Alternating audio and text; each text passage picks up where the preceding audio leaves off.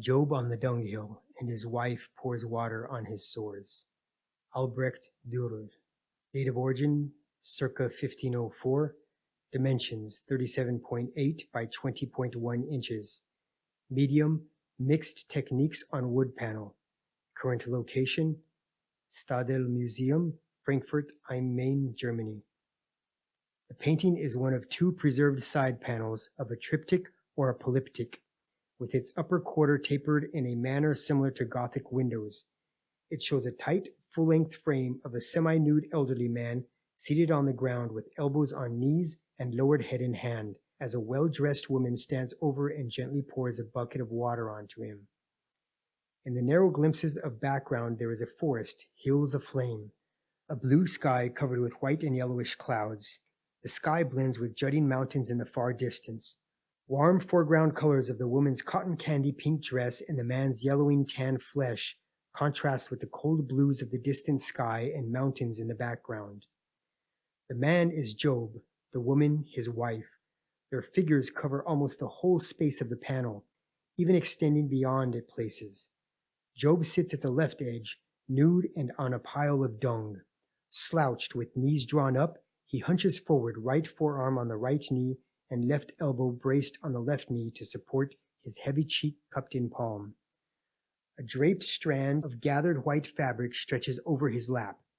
It is gathered in a manner which grants him a modicum of dignity and is the sole garment of the character. Despite the man's elderly age, his nude body is still rather toned. His skin is jaundiced and covered with leprosy sores. From his late male-pattern baldness to his bushy brows and pointed beard, his hair is all gray or graying.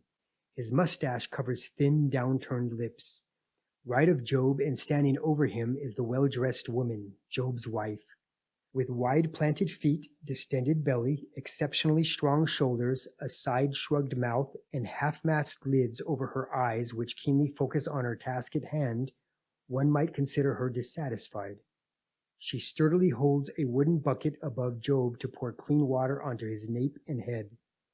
She is dressed in the formal Renaissance garb of the period, wearing a long, pale, cotton candy pink dress puffed with elegant silver pleats at the shoulders and elbows. Green trim lines her waist, cuffs, and bodice area. There is a firmly starched white coif on her head with ornamental tassels on each side. Even though inspired by the Bible, the scene gains a contemporary feel because of her outfit.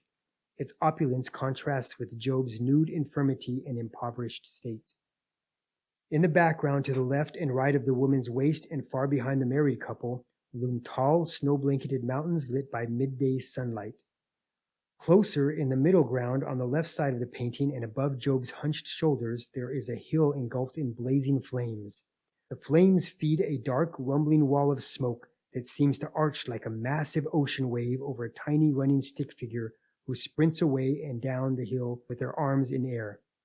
The blazing hills are the ruins of Job's wealth, and the approaching runner's silhouette is a prophecy of more bad news. A green belt of shrubbery separates Job and his wife from his burning hills.